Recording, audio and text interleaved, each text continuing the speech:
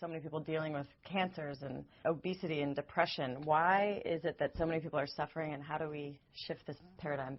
Well, there's a number of reasons. First of all, the way people are living their lifestyle. You have the introduction of the fast food industry, introduction of food-like substances that aren't really food. You know, you basically find them in the middle of your grocery store, in packages and in cans and in boxes, and it's not real food. It's food-like, and so individuals are absolutely living on poor nutrition. Then you have the toxicity of the environment. You have electronic toxicity, the carbon dioxide, the carbon monoxide, and so there's a tremendous amount of toxicity that we're living in on a regular basis. And then you have the mental toxicity that comes from corporate media that's always blasting the lowest common denominator of the human experience into everyone's living room on a regular basis. Whatever the worst thing that has happened on the planet, we get that particular news in regular dosages. And so this provides the context for people to produce toxic chemicals, because you have poor nutrition, you have poor thinking, toxicity, so fear, doubt, worry produce toxic chemicals that flow through the body temple, which creates a condition for a disease. So then we have a sick care system. We don't really have a health care system. We have a sick care system where doctors and insurance companies are basically treating symptoms but aren't really getting to root causes. In many cases, aren't dealing with the whole person. They're dealing with the symptom, by which they then give a drug, which then has a side effect, and so it keeps on spinning. More toxicity, more disease, more ill health. An individual has to be very courageous and very strong to pull out of that and begin to do spiritual work, mental work, nutritional work, and physical work to develop a level of strength to withstand the toxic environment and to create the condition for wholeness and health. You have to be eternally vigilant. You have to have a way of living. You have to have a way of thinking. You have to have a way of eating. You have to have a way of exercising, so that you're not only preventing the toxicity from taking you down, but you're also building up your immune system, and you're building up your spiritual immune system so that you can live a healthy and whole life, pulled by a vision of why you took a human incarnation in the first place. You didn't take a human incarnation to become a couch potato, eat potato chips, and watch TV. We took a human incarnation because we have gifts and talents and capacities to express. And if one isn't living that life, then again, your gifts will turn on you, become angry, and create the condition for disease. I heard the story when you, accepted this kind of purpose for your life, your neck, cracked back into, right? So that's a big part of it, is aligning with your purpose. Yeah, that was a time in my life in which I was resisting the next stage of my unfoldment. I was the director of a prayer ministry. I was doing workshops. I was on the faculty of the university. I was seeing clients every day. I was a spiritual practitioner. And I thought that was enough. But the inner guidance and the inner voice was telling me I was to do something else. I was to start a community. I was resisting the next stage of my unfoldment. I really didn't want to do that on a surface level. And I can remember during that time of my life, I had a crook in my neck a lot. And I would go to the chiropractor and get it adjusted. In a very short period of time, it would be stuck again. I didn't have full rotation to my right. And the moment I surrendered to the next stage of my unfoldment, my neck cracked into place. And I never had to go back to a chiropractor for that particular thing again. It was like the resistance to the dream that was trying to be birthed in me was showing up physically in my body temple. And when I gave up the resistance, the body temple came into alignment. You talk about fear and stress and worry. How do we know for sure that life is for us and never against us when we're, a disease shows up, or we're depressed, or we're in pain and suffering? How do we get back to that total faith? Yeah. Life is alive, and it's progressive, and it's always seeking to express itself. And when there's a hindrance in thought or in emotions, an emotional body, mental body, it coagulates and can become a dis-ease, something that's out of ease. But it's always seeking to express. So if there's a blockage, it's still going to express, but it'll express as a condition that's not to our liking, that calls our attention to look at it. If there's pain, the body's telling you there's something up here. What's behind this pain? If it's emotional pain, there might be some depth of forgiveness we have to get to. If it's physical pain, there might be a blockage. But what I know for sure, based on my own spiritual awakenings that have occurred, is that life never contradicts itself. It never works against itself. It never compromises itself. It's always working on its own behalf. You take a seed and plant it in the soil, and when that seed begins to sprout, if you turn that seed upside down and you watch it with one of those cameras, in a very short period of time, it will turn itself back up and starts to go towards the light. It's an indication that the life presence in that seed is going to go for itself. It's going to go for its own unfoldment. I believe and feel that that life essence is within all of us. It's always working on our behalf. It's never working against us. And so even if our life gets turned upside down, as we begin to participate in our own healing and our own expanded awareness, then we'll be turned right side up, so to speak. Our life can come back into a level of congruence. We can begin to share why we've come to the planet. The body temple will begin to shift, begin to regenerate, begin to rejuvenate when there's an alignment with thought, alignment with purpose, and all the things we talked about a little bit earlier. You talk about we have the power to make our own prognosis. I want to just stop that cycle of going to the doctor. They tell you one thing, you spiral in fear, and you end up on medication the rest of your life. So how do we make our own prognosis no matter what the diagnosis? Some of the things that I tell people when they come to me with particular issues, and they'll tell me they just come back from the doctor, they have a diagnosis, and they have a prognosis. And I always remind them, the doctor can give you a diagnosis, but the prognosis is between you and God, or you and life, you and the universe, you and your own mind. You have to determine your own prognosis. So you have to break free. So I remind them that MD doesn't just stand for medical doctor. Sometimes it stands for minor deity. And so people put their whole, they give their whole authority to a minor deity that's telling them what's going to happen with their body. They believe it, and then based on that belief, they just basically give in to the prognosis. So I work with people to show them they don't have to do that. They can basically begin to tell their body, talk to their body, talk to their cells, change their habits, change their point of view, change their nutrition, change their way of thinking, and begin to come up with a whole nother prognosis. They can begin to say, you know what, my body's getting stronger and stronger every day. The blood that's flowing through my veins is becoming more and more pure. And one thing for sure, that won't hurt you. There will be some kind of endorphins that shoot through the body temple, some kind of tonic chemicals that shoot through the body temple as you elevate your mood and shift your attitude, which is only going to increase the immune system, which is only going to give you a fighting chance to overcome or transcend whatever the issue is. And so I think we give too much authority to someone in a white coat. I remember one time someone came in and they were really crying because they had received a tremendous diagnosis and prognosis, and the doctor said. So I said, I'll be right back. And I went out and I got a white coat and put it on. I put my name tag on it. It said Dr. Michael Beckwith. And I came in. I said, I'm Dr. Michael Beckwith. And I want you to know that your life is about to get better and better and better. You've had a tremendous wake-up call about tremendous habits that you have had for many, many years. You're about to break that cycle of those bad habits, and you're going to watch your body change. You're going to watch yourself come into a greater sense of fulfillment. And then I got a prescription tablet, and I said, every day, this is what I want you to say to yourself. This is what I want you to read. This is what I want you to not eat.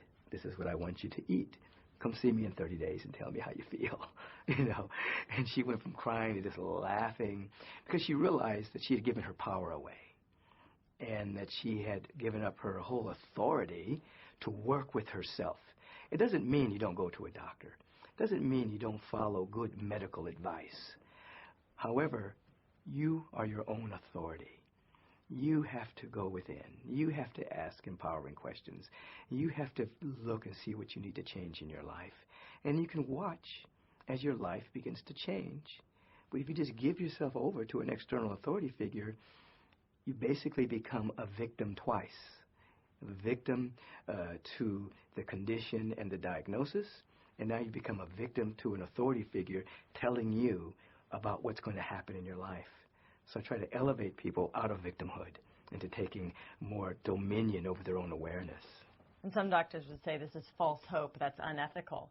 But I think it's unethical that doctors say you have 3 to 6 weeks to live or there's nothing we can do. How can we use the placebo effect in a positive way? Absolutely. I think that the placebo effect has been used for so many years and shown to be quite effective. And our friend Joe Dispenza with his new book really goes into detail about how that works and the blind and double-blind research projects around that. And it's not going to hurt to tell somebody they're going to have a good day. It's going to get better. You can do this. It's not going to hurt for that.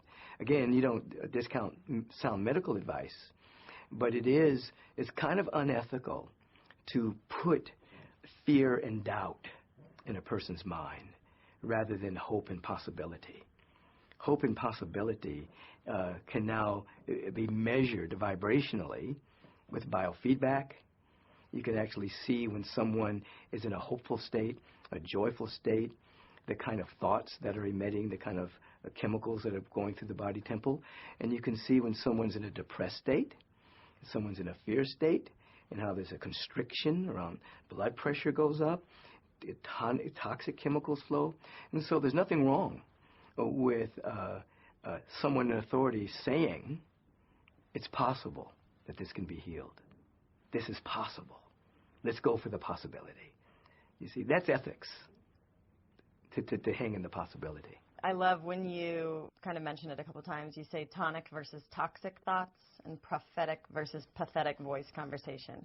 Tell me how those relate to healing. Oh, absolutely. Individuals sometimes have a habit of calling their own pity party. And they have the pathetic voices of shame and blame and fear and doubt and worry and the projection of worst-case scenarios into the future. And you can actually begin to prophesy over your own life. Rather than having the voice of the pathetic, you can begin to be the voice of the prophetic. You begin to prophesy. You begin to think about best-case scenarios. What if my body heals? What if I regenerate new brain cells? What if? You can begin to create a whole what-if scenario in your mind so that instead of going down the track of worst-case scenarios, which many people have trained themselves to do, not just with the healing of the body temple, but in every area of their life. Something bad happens, their mind just spins off into what is the worst thing that could happen based on what just happened. And they can stop. And they can say, what is the best thing that could happen? And they can go on that track. It's just as easy. And as you go on that track, then tonic thoughts produce tonic chemicals. Toxic thoughts produce toxic chemicals. And so you'll have cortisol from worry, and you have wonderful endorphins from hope and joy and gratitude. It's an expansion of our awareness so that we're living in an expanded choice. And oftentimes, an authority takes away the person's choice. And what we want to do is always give a person choice. And we don't have an attachment to an outcome, but the outcome can now form itself based on tonic thoughts rather than on toxicity. How is that? There's children with disease that nobody can explain, and have buildup of 50 years of toxic thoughts. They're these innocent kids that come in with these conditions. How does fate and destiny and life path fit in? How do we just surrender and be like, it's about quality of life rather than length of life? Yeah, quality of life is very important, but there's a couple of issues around this. One, today, a baby that's being born is affected with tremendous, more toxins than ever than a mother 25, 30 years ago. Just the environment, just what the mother is breathing, just what the mother is eating. The placenta is not protecting the baby from all of those toxins. So now many of the babies that are being born, when the blood is analyzed, there's already toxins there. And they haven't even had a year on the planet. So on one level, our environment is so polluted, it's already affecting the unborn. On another level, individuals come into the planet, and many of them come into the planet because they know they're going to go through some stuff, and they're coming to up-level the awareness of the species. So we don't look at it like, well, this person was born with this disease, and that kid was born with that disease, what's wrong? Many of these individuals are coming with very special gifts. Many are coming with the ability to raise the compassion in a family.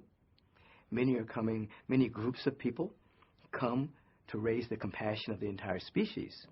So it looks like tragedy and what looks like total negativity, oppression, wars. These individuals didn't arrive by accident, and it's not necessarily just karma. They actually are arriving in a situation where they are lifting the race by going through particular issues. I teach that, there are basically 4 windows of manifestation of how we can look at a thing and why it exists. The first window is the basic metaphysical window. People experience their thinking. That's window number 1, and people are really kind of adept at that window, but they don't understand there's 3 other windows. The second window is our lessons. That is, when you begin to grow spiritually, your soul brings lessons into your life that help you activate potential. Some of those lessons are not fun. And so it's not that you've done something wrong. You've actually done something right. You've said, I'm going to go for this. So therefore, the challenges necessary for you to develop your inner power come. And those challenges, when you're going through it, don't look good. But in hindsight, you look back at your life and you'll say, if that challenge hadn't come, if that particular issue hasn't come into my life, I wouldn't be who I am today. That's the second window, the lessons we're learning. The third window is blessings, where people arrive on the planet and they're actually bringing a blessing, which through what appears to be a negative circumstance, whether it be a disease, whether it be some kind of abuse, whether it be some kind of Holocaust, whether it's a Vietnamese Holocaust or an African-American Holocaust, African Holocaust or Jewish Holocaust. There's people that arrive that come to the planet to actually raise the vibration of the planet. And then the fourth window is the group think, race consciousness. And as long as there are people who believe in separation, disease, scarcity, not enoughness, as long as those thought forms are being emitted, someone will be victimized by those thoughts and experience them until they become dissolved or transmuted. So those are 4 windows by which you can look at one thing. And we don't judge by appearances. We don't know. I can't tell you, what window that person is operating through. Is it their thinking? Are they learning a lesson? Are they bringing a blessing? Or have they picked up on the prevailing thoughts? Or is it a combination? You see, so it's not real simple, but it is real. With all these toxins in our environment, our air, our food, and our water, a lot of people can't afford organic food. It's hard for a lot of people to afford healers or clean water or whatever it is. So how can that part of society thrive? The way I look at it is the things that are necessary for us to eat, most people can afford that. What they can't afford is the care that they're going to have to receive by eating the fast foods, even though it's very cheap. So if they don't pay a little bit extra for an organic apple or an orange or vegetables, they're going to be paying later when they have arthritis and rheumatism, diabetes, high blood pressure, Alzheimer's. They're going to pay somewhere. So you're deciding, so when you're looking at, should I eat this salad or should I eat this beef sandwich that has antibiotics in it, which means anti-life, antibiotics, which has all manner of bacteria and death. You know, one may be cheaper than the other, but if I continue to eat the one that has death in it, then eventually I'm going to create a condition which I'm going to have to be off of work. I'm going to have to go to the doctor. I'm going to have to get pharmaceutical pills. I'm going to have to deal with the side effects. I'm going to have to be off of work. I'm going to have to go to the doctor. So I'm going to pay somewhere. So I'd rather pay, even though it may be seem to be a little bit more expensive, to drink good water. I'd rather pay now to eat as good as I possibly can. I'd rather pay now by walking around the block and doing some exercise with my body temple. I'd rather pay now rather than pay later. But your average person can get some apples and get some kale. You know, we grew up eating kale before it was popular. So when suddenly it became a health food, it was like, when did kale become a health? When did it become that was just what we had for dinner. Now it's like kale, you know. But an individual can get kale and get collard greens. They can get greens, you know. They can juice it, drink good water, you know. Just add that to your diet. Even if you're addicted to other stuff, begin to add good stuff little by little by little, and take out the sugars and the white flours little by little by little. Then you notice that you're eating more healthy than not, and then after a while your taste buds will change, and you'll actually start to crave for that which is life-giving, and you'll start to repel that which is death. You see, so it's little by little. Affirmative prayer. Obviously, you run, you know, a congregation, and prayer and faith is part of your everyday life. What is prayer, and what is the most effective way to pray? I describe prayer as touching reality without trying to get anything from it. And what I mean by that is there's a sense of order and harmony and perfection within us already. Just as within every acorn, there's an oak tree waiting to express itself. There's an order and a harmony within us. There's a perfect spiritual idea. So prayer is actually getting in touch with that idea and becoming aware of it and having an inner realization about that. And when you have a realization about it, it begins to affect your perception, begins to affect everything about you. And then when we say that the prayer is answered, that means that your vibration is now vibrating at the level of the answer. And then what comes into your life is a vibrational match to that particular prayer. So affirmative prayer is, life is affirmative. Life is always affirming itself. So we are actually coming into a way of affirming that which is true. I'm talking about spiritual, talking about reality. I'm talking with the capital R, not small r. I'm talking about that which is forever about us, affirming that, having an awareness about that, and then it unfolds in our life. As opposed to begging or beseeching a reluctant deity that's supposedly living outside of ourselves, which was the immature, myopic perception of a God. God's out there, God's mean, God has chosen people, God's going to get you.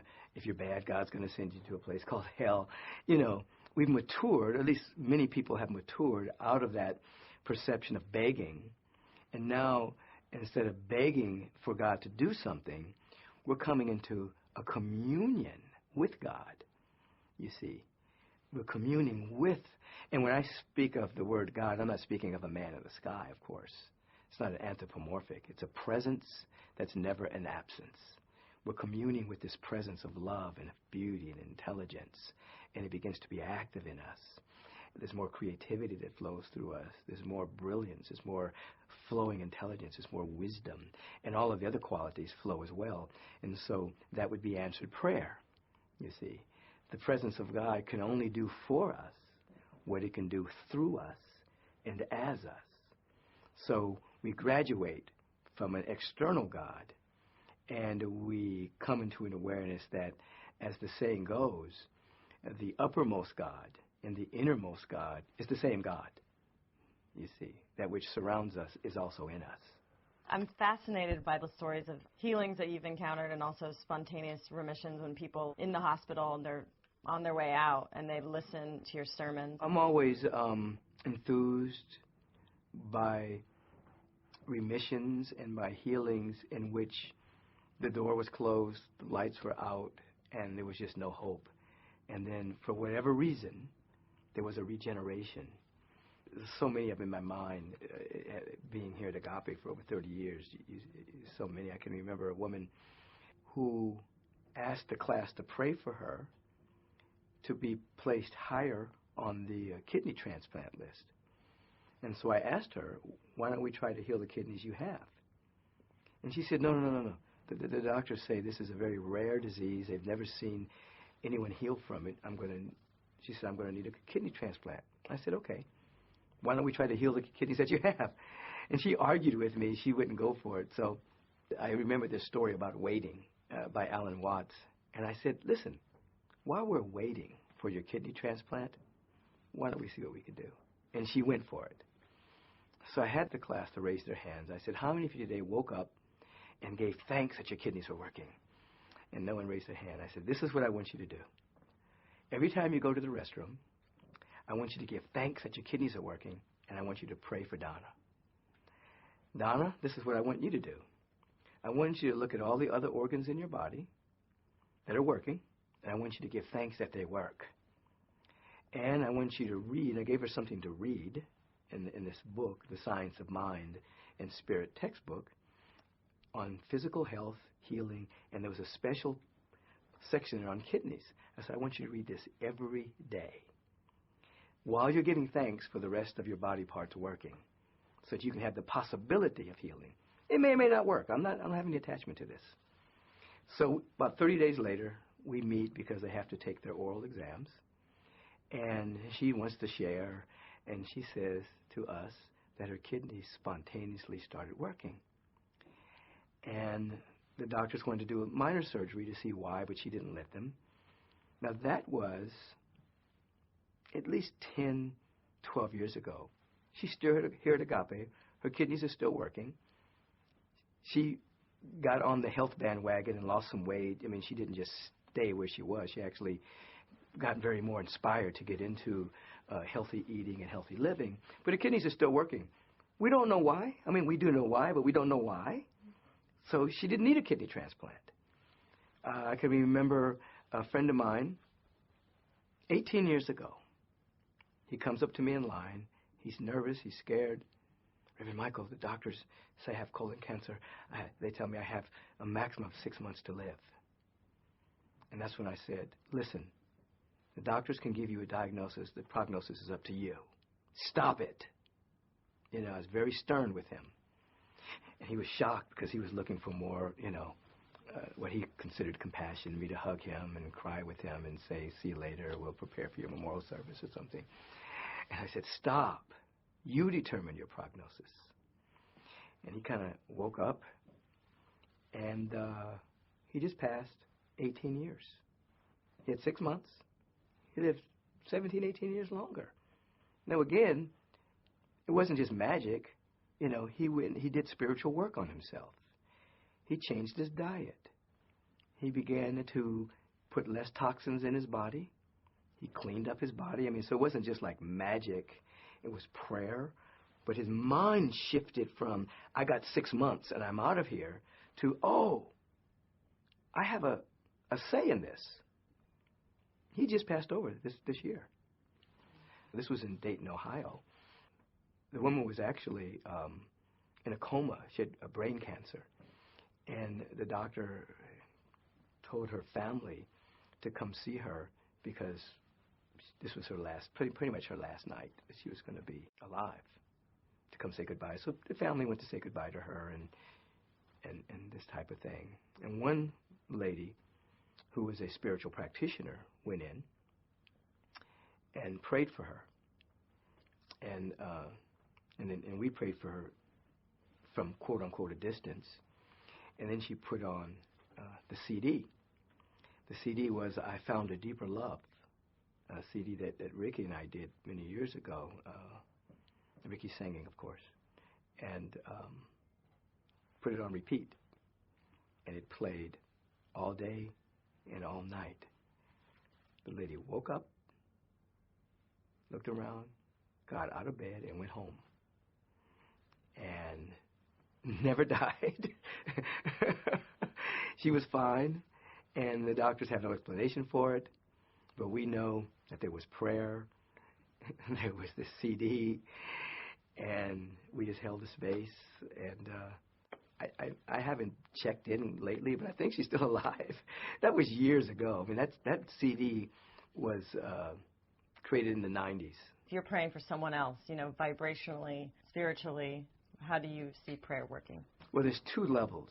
There's mental prayer and there's spiritual prayer.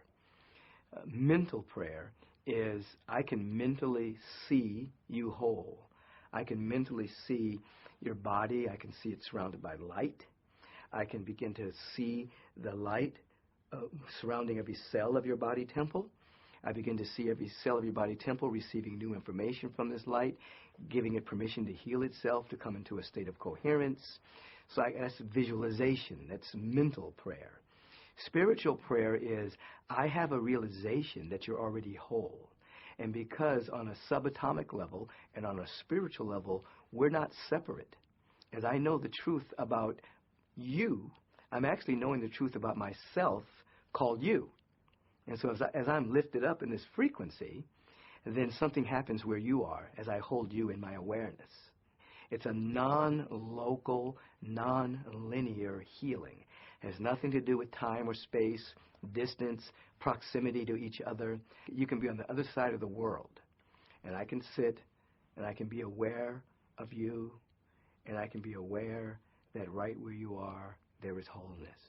I can do it mentally by seeing the perfection, and I can do it spiritually by having an awareness that you're already whole. Presently, I'm working with an individual now whose body has cancer, and we have a group of people that are working with him every morning. And the prognosis from some time ago was he's kind of not supposed to be here right now. And I lead the group in both levels of prayer. I have everybody close their eyes and visualize, see the body temple whole, see the cells operating perfectly, see the body regenerating mentally. And then I bring everybody into a level of coherence in which we spiritually become aware that he's already whole. And we take our hands off of it, no attachment to an outcome, and so it is, amen, and we go about our day. So there's both. There's both. If a woman named Becky had cancer and came to you, how would you teach her to pray? If Becky came to me and Becky had the condition of cancer, I would first of all, I would pray for her and have her lean on my belief about her. Depending on how frail she was and how she came in, she may not have the strength to believe it because a minor deity may have told her some prognosis. So I would have her lean on my belief about the possibility of wholeness and the possibility of a good and quality life, And then I would teach her how to pray for herself. I would give her some short, pithy, very powerful affirmations to say on a regular basis. I would have her read about health regularly and healing. I would have her read about all of the people who had spontaneous remissions so that her belief system starts to go more towards a best-case scenario rather than worst-case scenarios. And then we would examine, what is she doing that's toxic in her life? Is there resentment? Is there animosity? Is there rancor? Is there unforgiveness that needs to occur in her life? We would look at the toxicity of those thoughts. We would look at the toxicity of what she puts in her body. Is she flooding her body with sugar, which is a drug that kills? Is she flooding her body with inert white flour, which has no nutritional value? Is she flooding her body with non-nutritional pastas? Is she flooding her body with things that aren't going to really create the condition for health? So we would look at, the toxicity of her daily life. Does she walk anywhere? Is she always in her car? Is she always in a building and never going outside and having her feet touch the ground and let Mother Earth begin to speak to her? Or is she always in an office? Is she always in a car? Does she go outside? Does she go to nature? Does she go to the beach? Does she go to the mountains? Does she take deep breath? You see. And so we see all the areas of toxicity, from the food, the exercise, the deep breath, what she's saying to herself and about herself, and the prayer. All of this is vitally important. And after a while, she can look at herself and see, I'm getting ready to go down a toxic road here. This is not going to be a good ending to this story. You know what I mean? This is not going to be good for the gut, the digestive system. It's not going to be good for my immune system. It's not going to be good, for anything but just a momentary taste bud of something that you can get when you bite into a fresh peach, So I would look at all of those areas with her, not just one, even though I've seen the power of prayer work with people and the power of choice when a person has become resolute, even without changing any of the structures, and watch healings happen. But I still like to approach the whole system. Yeah. And that's why it's a community, where two more are gathered. It just heightens the power of it. And then also it's important for people to, not be around people that are putting fearful thoughts in their head, right? This is all very important. You said two very powerful things. One, where two or more are gathered. Whenever there's agreement, and there's agreement on two levels. One, if you get with somebody that can agree with you that it's possible, it's just possible to live a quality life. It's possible for wholeness to reveal itself. You begin to protect your mind from the naysayers, and you come into an agreement. Now, the other level of two or more gathered is when your conscious mind and your subconscious mind agree, two or more gathered, then the superconscious mind takes over. So when you consciously are affirming wholeness, and then subconsciously you start to believe it, then the superconscious mind, your whole mind, your Christ mind, your oversoul mind, can now begin to come onto the scene. So that's how I interpret that particular phrase. It's agreeing with another individual, then it's also making sure that your conscious mind and your subconscious mind are together. So you don't want to consciously say, oh, I'm whole. But inside, on a subconscious level, you really don't believe that. So you have to do a little bit of work to make sure that on a subconscious level, you believe that. Just like right now, subconsciously, you're not beating your heart. You're not consciously beat, beat, beat, beat. You'd be dead after a while. You get tired. Oh, I can't keep doing this. But on the subconscious level, those systems are operating. Blood is circulating through the body. Oxygen is being extracted from the air. The liver's purifying. The kidneys are purifying. So many things are going on the subconscious level. So you have a kind of an agreement with yourself to stay alive, but you're not consciously thinking about it. So in that same way, we want to develop the subconscious tendencies towards a belief in wholeness and healing and prosperity and all of these qualities. So we're not thinking about it as much.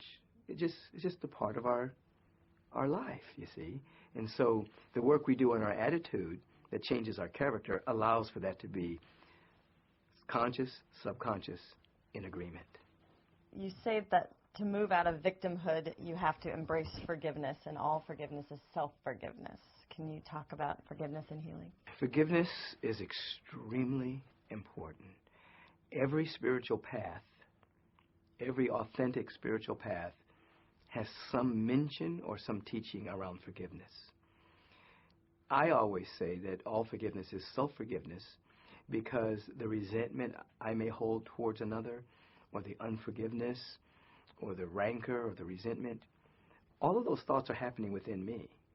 Even if someone did me wrong, said something about me, gossiped about me, stole something from me, abused me, did something, I still have those thoughts.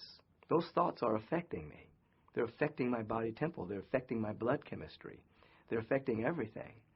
So when I begin to forgive the so-called other person, I'm releasing rancor, resentment, animosity.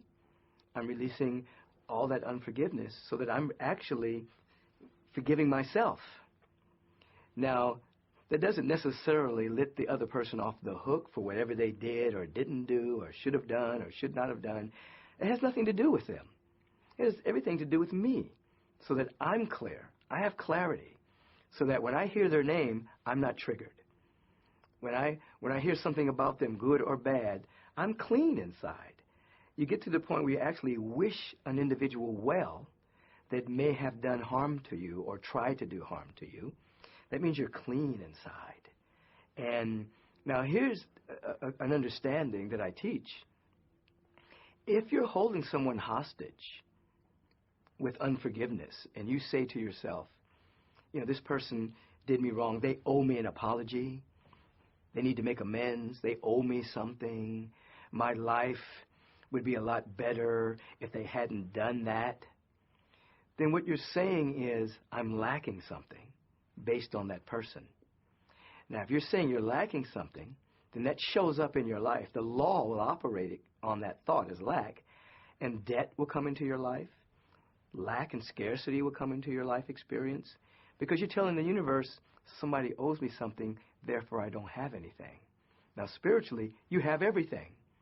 But if you hold yourself hostage to, I don't have this because of this person, the universe says, you're right, you don't have this. And here comes debt. Here comes scarcity. Here comes lack. That's a law. It has nothing to do with personal. It's not personal. It's just how you're operating with your own mind. So if a person is in debt, if a person is in dis-ease, go to the heart of forgiveness, see where you're holding yourself hostage, and let go of those toxic thoughts. Go into the dungeon and release the demons of hostility. Set them free so that you can be free. So what is your one takeaway message? So it's all possible. It doesn't mean it happens for everybody, but it's possible, So we hang in the possibility. We hang in the possibility.